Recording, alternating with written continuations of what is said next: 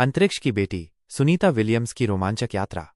एक शांत रात थी। हर तरफ गहरा सन्नाटा पसरा हुआ था। एक छोटी सी बच्ची अपनी खिड़की से बाहर झांक रही थी। उसकी आंखें आसमान में टिमटिमाते तारों को ऐसे देख रही थीं मानो वे उसे अपने पास बुला रहे हों। तभी उसकी माँ की आवाज आई, सुनीता, अब सो जाओ, बहुत देर हो गई है। लेकिन उस बच्ची की आंखों में एक सपना पल रहा था, आकाश को छूने का सपना, सितारों के बीच उड़ने का सपना। वो बच्ची कोई और नहीं बल्कि सुनीता विलियम्स थी, जो एक दिन सचमुच अंतरिक्ष में जाने वाली थी। लेकिन ये सफर आसान नहीं था। इसमें मुश्किलें थीं, रोमांच था और एक ऐसा संघर्ष था जिसने उन्हें इतिहास में हमेशा के लिए अमर कर दिया। बचपन से उड़ान तक। सुनीता का जन्म 19 सितंबर 1965 को अमेरिका के यूक्लिड, ओहायो में हुआ था। उनके पिता दीपक पंड्या भारतीय मूल के एक वैज्ञानिक थे और उनकी माँ बोनी पंड्या स्लोवेनियाई मूल की थीं। उनके घर में हमेशा पढ़ाई लिखाई का माहौल रहता था, लेकिन सुनीता को स्कूल में विज्ञान से ज्यादा दौड़ने और खेलकूद में मजा आता था। लेकिन धीरे धीरे उनके मन में एक नया सपना पनपने लगा, अंतरिक्ष में जाने का सपना। उन्होंने यूएस नेवल अकादमी से भौतिक विज्ञान में स्नातक किया और फिर फ्लोरिडा इंस्टीट्यूट ऑफ टेक्नोलॉजी से एविएशन इंजीनियरिंग में मास्टर डिग्री ली। लेकिन क्या सिर्फ पढ़ाई से कोई अंतरिक्ष यात्री बन सकता है? नहीं, इसके लिए चाहिए था धैर्य, साहस और कड़ी मेहनत। अमेरिकी नौसेना में चुनौती। सुनीता ने अमेरिकी नौसेना में शामिल होकर अपने सफर की शुरुआत की। वहां उन्हें हेलीकॉप्टर पायलट की ट्रेनिंग मिली। उन्होंने विशाल समुद्रों के ऊपर उड़ान भरी, तूफानों का सामना किया और कई मुश्किल मिशनों में भाग लिया। लेकिन एक घटना ने उनकी जिंदगी को हमेशा के लिए बदल दिया। एक दिन वे अपने हेलीकॉप्टर से अभ्यास कर रही थीं। अचानक हेलीकॉप्टर में तकनीकी खराबी आ गई। इंजन फेल हो गया और वे समुद्र में गिरने वाली थीं। लेकिन सुनीता घबराई नहीं। उन्होंने तुरंत नियंत्रण लिया और हेलीकॉप्टर को सुरक्षित लैंड कराया। यह दिखाता था कि वे किसी भी आपात स्थिति का सामना करने के लिए तैयार थीं। इसी अद्भुत साहस के कारण 1998 में नासा ने उन्हें अंतरिक्ष यात्री बनने के लिए चुन लिया। अब असली परीक्षा शुरू होने वाली थी।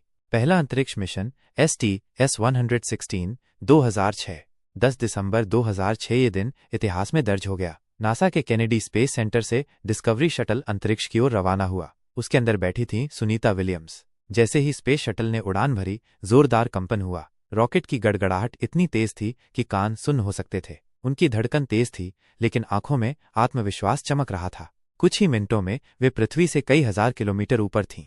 नीचे नीला ग्रह छोटा होता जा रहा था और आगे सिर्फ अनंत काला आकाश था। अंतर्राष्ट्रीय अंतरिक्ष स्टेशन इस पहुंचकर उन्होंने कई महत्वपूर्ण काम किए। 195 दिनों तक अंतरिक्ष में रहीं, जो उस समय किसी महिला के लिए रिकॉर्ड था। 4 स्पेस वॉक किए, जिनका कुल समय 29 घंटे 17 मिनट था। बॉस्टन मैराथन अंतरिक्ष में दौड़कर पूरी की। अंतरिक्ष से भगवद गीता और गणेश जी की मूर्ति के साथ ध्यान किया। सब कुछ ठीक चल रहा था, लेकिन अचानक एक बड़ा संकट आ गया। मशीन खराब। आपातकालीन स्थिति।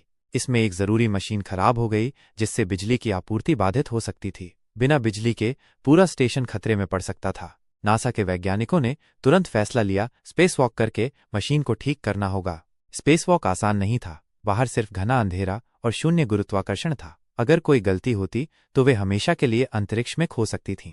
लेकिन सुनीता पीछे हटने वालों में से नहीं थीं। उन्होंने अंतरिक्ष में तैरते हुए मशीन को ठीक किया। ये एक बहुत मुश्किल काम था, जिसमें कई घंटे लगे, लेकिन आखिर में इसको बचा लिया गया। इस बहादुरी के बाद जब वे धरती पर लौटीं तो उन्हें स्पेस वॉक क्वीन कहा जाने लगा। दूसरा मिशन एक्सपेडिशन 32/33 2012। लेकिन ये सफर यहीं खत्म नहीं हुआ था।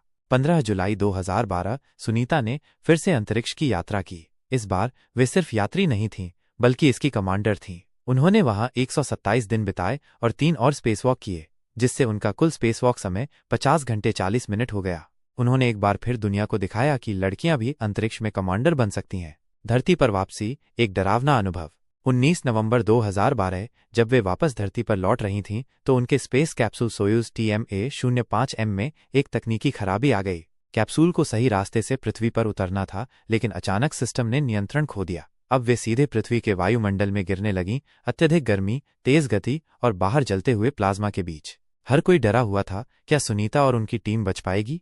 लेकिन आखिर में कैप्सूल कजाकिस्तान के रेगिस्तान में सही सलामत उतरा। जब वे बाहर निकलीं तो उनकी पहली प्रतिक्रिया थी, वाह, इतनी मुश्किल यात्रा के बाद मैं अब फिर से दौड़ सकती हूँ। सुनीता विलियम्स एक प्रेरणा।